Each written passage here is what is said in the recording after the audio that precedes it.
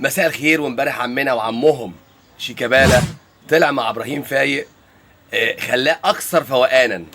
بسم الله ما شاء الله عليك يا شيكا. احنا بنحبك وبنقدرك. وملخص الحوار كله قال لهم انا الكبير. والله انا الكبير فعلا.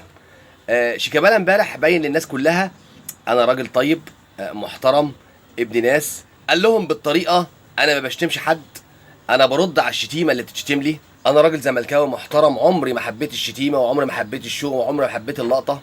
طب بما انك انت بقى يا عم شيكابالا راجل محترم كده وطيب وامير ومتربي، فسيب لنا احنا بقى الطلعه دي.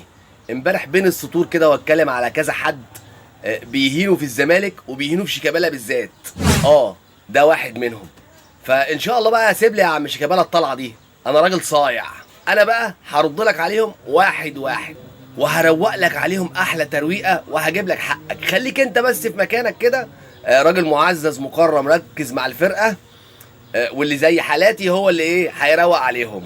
فانا بالصلاه على النبي كده هحضر فيديو طويل كده جميل لحبيبنا ابراهيم حزين، عشان خاطر اعرفه مقامه وازاي يتكلم على عمه شيكابالا بالطريقه دي. وان هو عايز ترند هخليك تطلع ترند يا حبيبي وهروق عليك. انت يا عم شيكابالا خليك مركز وسيب لنا احنا الطلعات دي، والله العظيم لا تتبسط. وانت يا زملكاوي بعد الظهور الجميل اللي عمله شيكابالا امبارح وعمل حرايق في نفوس ناس اخرى، تشترك بقى عندي في القناه وتفعل الجرس وتستناني وانا بروق على حبيبك. فيديو هيعجبك.